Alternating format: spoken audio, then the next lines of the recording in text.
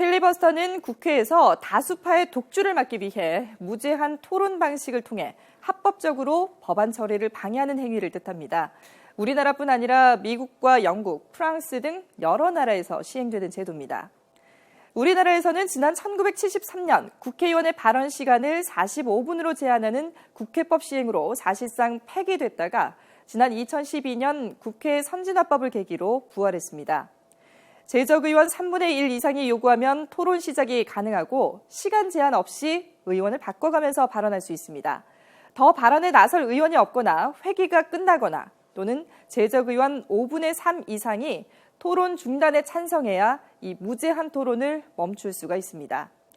더불어민주당은 소속 의원 108명 전원이 토론에 나서고 정의당과 국민의당 등 다른 야당도 동참한다는 입장인데요. 이렇게 하면 2월 임시국회가 끝나는 3월 11일까지 토론을 계속할 수는 있지만 일단 내부적으로는 선거구 획정안을 담은 공직선거법을 처리하기로 한 26일을 마지노선으로 삼은 것으로 알려졌습니다. 어제 더민주 김광진 의원과 국민의당 문병호 의원에 이어 세 번째 주자로 나선 더민주 은수미 의원은 오늘 새벽 2시 30분부터 연설을 시작해 10시간 18분 동안 발언을 하며 국내 최장 연설 기록을 세우기도 했습니다. 자, 그럼 지금 상황은 어떤지 국회에 나가 있는 중계차 연결해 보겠습니다. 강정규 기자. 네, 국회에 나와 있습니다. 네, 어제 저녁부터 시작된 필리버스터가 지금도 계속 이어지고 있죠?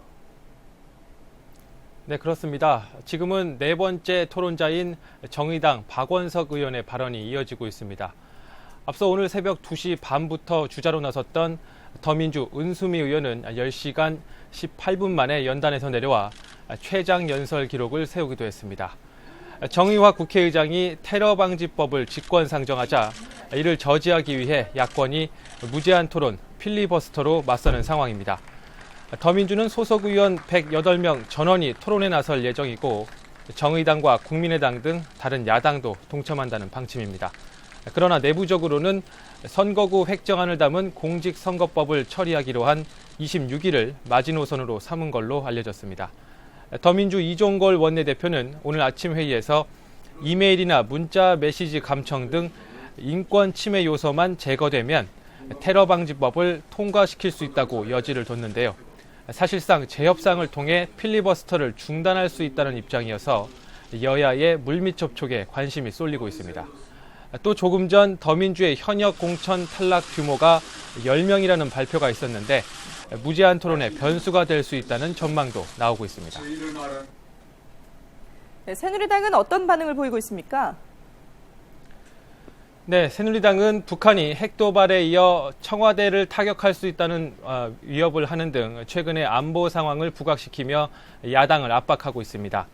오후 3시부터는 원내대표단과 정보위원회 연석회의를 열고 필리버스터 국면에 대한 대응책을 논의했는데요. 회의를 주재한 원유철 원내대표는 필리버스터가 2월 임시국회가 끝나는 다음 달 10일까지 계속될 경우 선거법 개정안 처리가 미뤄져 총선이 연기되는 상황에 내몰리게 될 것이라고 경고했습니다. 앞서 김무성 대표도 국회 선진화법이 얼마나 망국법인지 체험하고 있는 것이라며 필리버스터는 총선을 앞두고 야권의 마이너스가 될 것이라고 잘라말했습니다. 테러 방지법을 대표 발의한 이철우 의원도 오전에 기자회견을 열고 북한이 우리의 주요 기관 시설에 대한 정보를 수집하는 정황이 속속 포착되고 있다면서 시급한 법안의 처리를 맡고 있는 야당을 비판했습니다. 토론이 중단되면 표결이 진행되기 때문에 새누리당 의원들도 조를 나눠 본회의장을 지키고 있는데요. 김영남 의원은 오전 토론자인 더민주 은수미 의원에게 테러법과 관계없는 발언을 하지 말라고 제지하면서 한때 고성을 주고받기도 했습니다. 이런 가운데 여야 원내 수석 부대표는 오늘 오후 물밑 접촉을 통해 해법을 모색할 예정이지만 새누리당은 이미 야당의 요구가 충분히 수용됐다는 입장이어서 협상 전망은 밝지 않은 상황입니다. 지금까지 국회에서 YTN 강정규입니다.